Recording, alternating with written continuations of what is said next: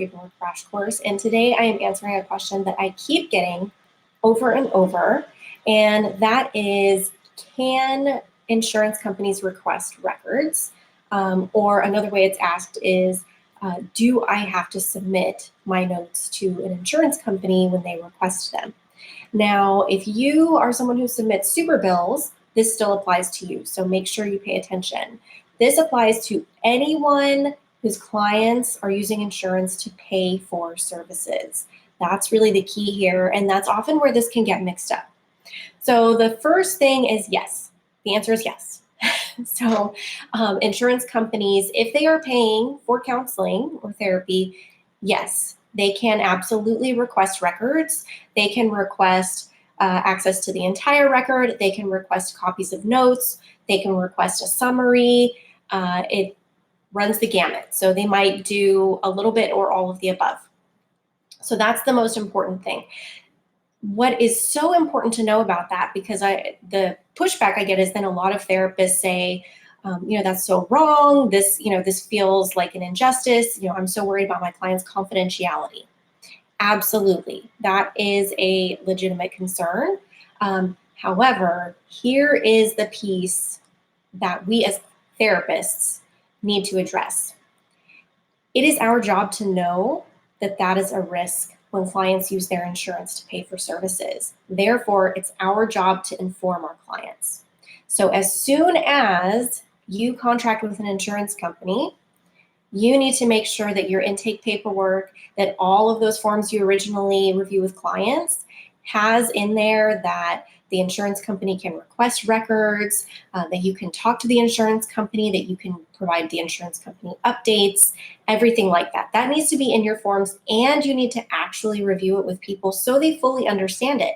This is something that will often push clients to choose to pay for services on their own, because once they find that out, they realize, oh, okay, maybe I don't want my insurance company to have access to that. It's also important that you tell your clients that you are required to provide a diagnosis so that they know they will have a mental health diagnosis on file, and their insurance company will know that diagnosis. It's also important if you are in private practice and you provide super bills to clients. So they say, okay, you're not contracted with any insurance company, and they say, well, can you just give me a receipt, which we call a super bill, and I will submit it on my own. If your client does that, you need to have this exact same discussion.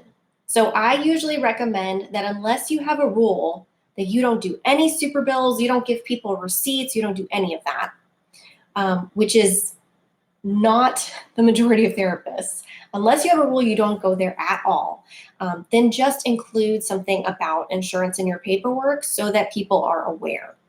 That way you are covered and your clients know what the potential, is.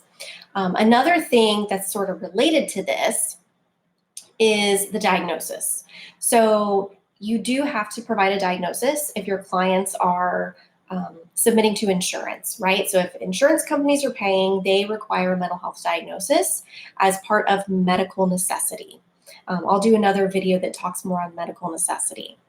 The key here is that you need to make sure your clients understand that they will have a mental health diagnosis on file, and it's important that you consider what that mental health diagnosis is.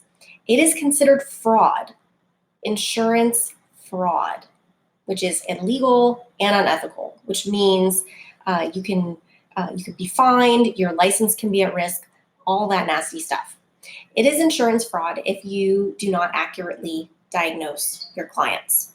What does an accurate diagnosis mean? That means that if they have a really severe what we say severe, quote unquote, diagnosis, that you don't underdiagnose them. That is probably the most common one, which is, oh, well, they meet criteria for bipolar disorder. But I feel like that is, that has a lot of stigma around it, so I'm going to give them adjustment disorder.